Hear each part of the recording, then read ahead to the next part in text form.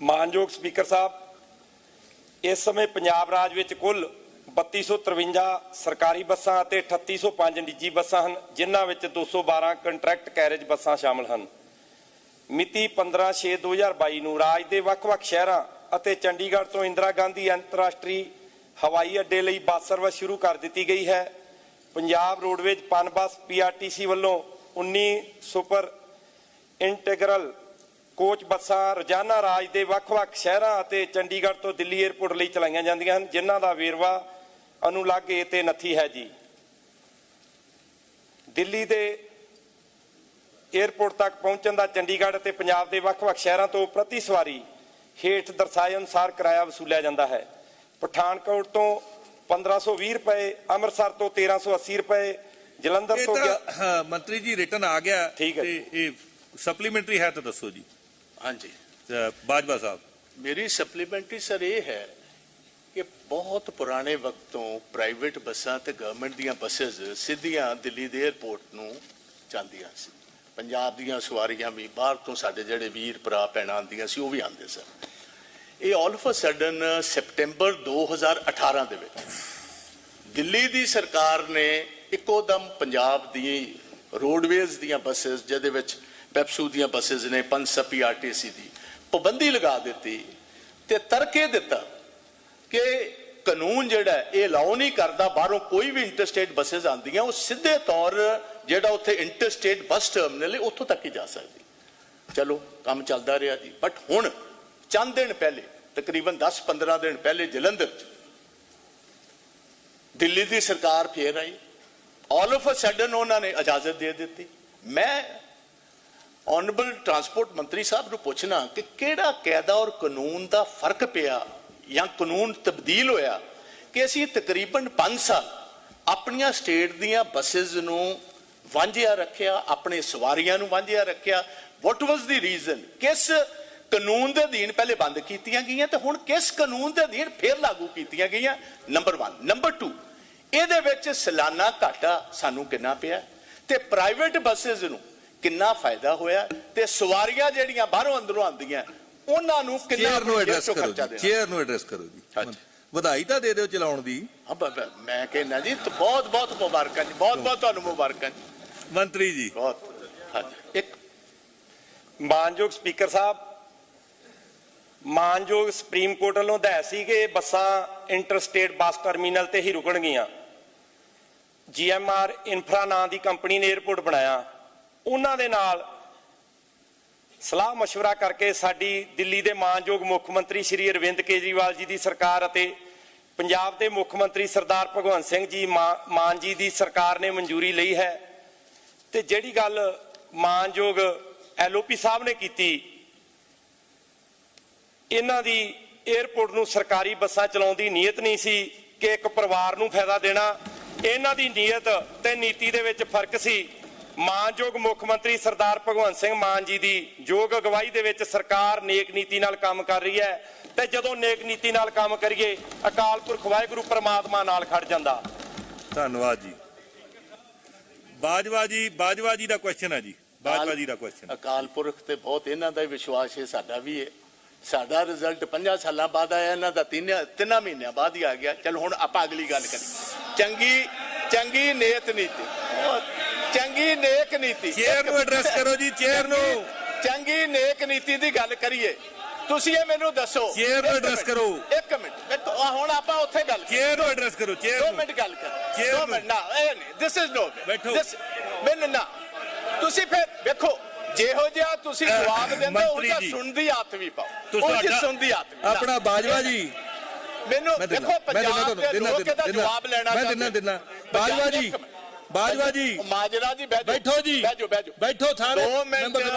1 minute ਜੀ ਬੈਠੋ। ਕਿਹੜੇ ਕਾਇਦੇ ਕਾਨੂੰਨ ਦੀ ਮੈਂ ਤੁਹਾਨੂੰ ਪੁੱਛਣਾ ਚਾਹਨਾ, ਕਿਹੜੇ ਕਾਇਦੇ ਸਾਡੇ ਰਾਜਾ ਵੜਿੰਗ ਜੀ ਟਰਾਂਸਪੋਰਟ ਮਿਨਿਸਟਰ ਤੁਹਾਡੇ LOP ਸਾਹਿਬ ਨੂੰ ਮਿਲ ਕੇ ਆਏ? ਚੇਅਰ ਨੂੰ ਐਡਰੈਸ ਕਰੋ ਜੀ।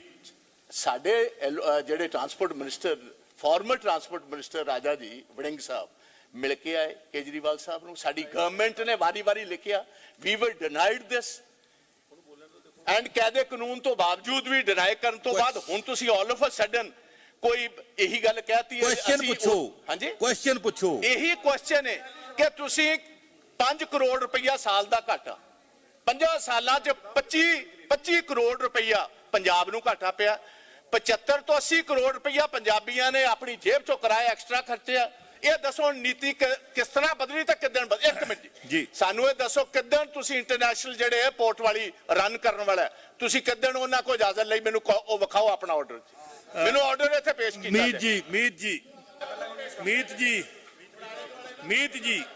ਮੀਤ ਜੀ ਤੁਸੀਂ ਕੁਝ ਕਹਿਣਾ ਚਾਹੁੰਦੇ ਹੋ?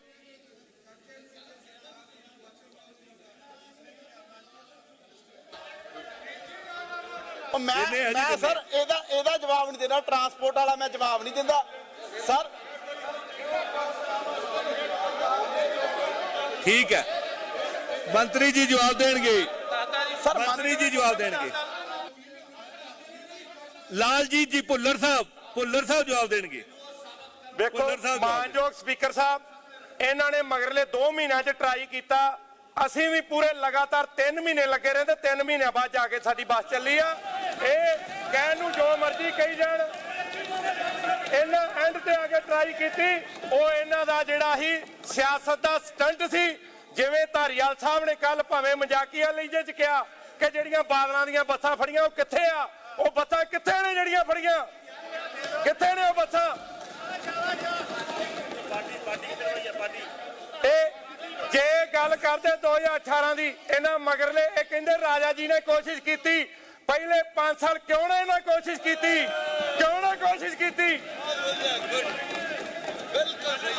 ਰੌੜੀ ਜੀ ਸਰ ਮੇਰੀ ਤੁਹਾਡਾ ਹੋ ਗਿਆ ਜੀ, 2 ਹੋ ਗਏ। ਸਰ ਮੇਰੀ ਬੇਨਤੀ, ਤੁਹਾਡੇ 2 ਹੋ ਗਏ। ਸਰ ਮੇਰੀ ਬੇਨਤੀ, ਇੱਕ ਮਿੰਟ ਵੀਰ ਜੀ, ਰਾਜਾ ਜੀ ਇੱਕ ਮਿੰਟ ਬੇਨਤੀ ਸੁਣ ਜੀ। ਸਰ ਮੇਰੀ ਬੇਨਤੀ, ਸਰ ਹਾਊਸ ਦੀ ਮਰਿਆਦਾ ਨੂੰ ਕਾਇਮ ਰੱਖਿਆ ਜਾਵੇ। ਇਹ ਬੜੇ ਕੁਐਸਚਨ ਸਰ ਰਹਿੰਦੇ ਸਾਡੇ, ਡਿਸਕਸ਼ਨ ਬੜੀ ਹੋ ਜਾਣੀ ਲੰਬੀ, ਕਿਉਂ ਆਪਾਂ ਕਰਨਾ ਜੀ? ਬੈਠੋ ਰਾਜਾ ਜੀ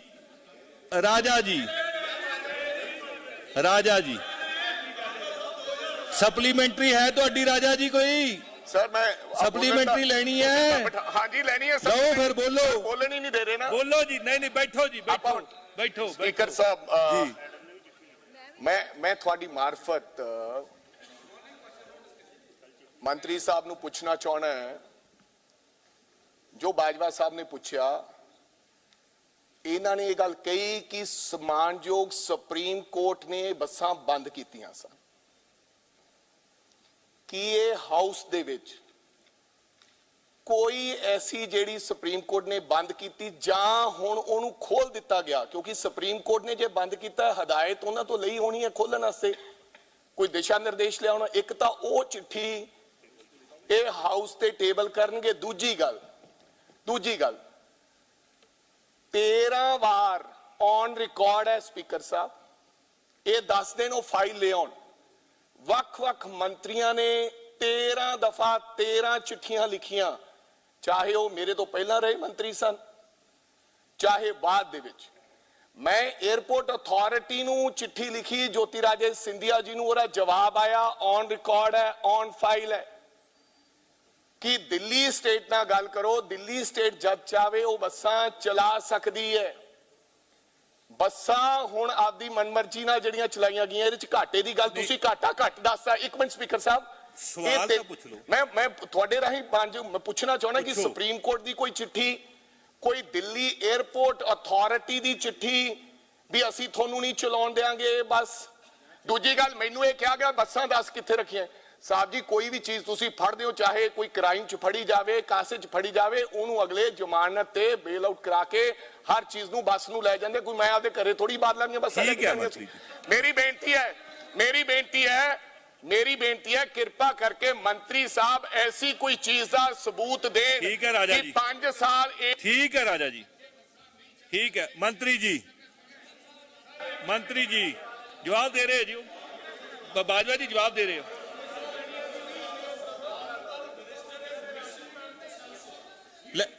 Let him reply. Don't jump to the judgment, sir. Please don't jump to the judgment. Let him reply. Please sit down. बैठो। मैं मंत्री जी जवाब दे रहे। बैठो जी फिर। ਉਹ ਬੈਠ ਜਾਓ, ਜੇ ਤੁਸੀਂ ਬੈਠੋਗੇ ਤਾਂ ਠੀਕ ਹੈ। ਰਾਜਾ ਜੀ ਬੈਠ ਜਾਓ ਜੀ। ਅਮਨ ਜੀ ਸਪੀਕਰ ਸਾਹਿਬ ਉਹ ਕੁਝ ਕਹਿਣਾ ਚਾਹੁੰਦੇ ਆ ਉਹ। ਇੱਕ ਮਿੰਟ ਮੈਂ ਕਿਉਂ ਨਹੀਂ ਖੜਾ ਸਕਦਾ? ਮੈਂ ਮੈਂਬਰ ਵਜੋਂ ਸਪੀਕਰ ਸਾਹਿਬ ਮੈਂ ਮੈਂਬਰ ਵਜੋਂ ਗੱਲ ਨਹੀਂ ਕਰ ਸਕਦਾ ਉਹ ਸਪਲੀਮੈਂਟਰੀ ਲੈ ਸਕਦੇ? ਇੱਕ ਮਿੰਟ ਨਹੀਂ, he can avail the supplementary also. Bajwa Sahib He can avail the supplementary. Bajwa Sahib He can avail the Bajwa supplementary. Sahib Minister will reply. ਮੈਂ ਨਾ ਸਰਕਾਰ ਵੱਲੋਂ ਨਾ ਮਿਨਿਸਟਰ ਵੱਲੋਂ ਮੈਂ member He will reply. Speaker He will reply. Sahib He will reply. Speaker Sahib He will reply. Let him take a supplementary.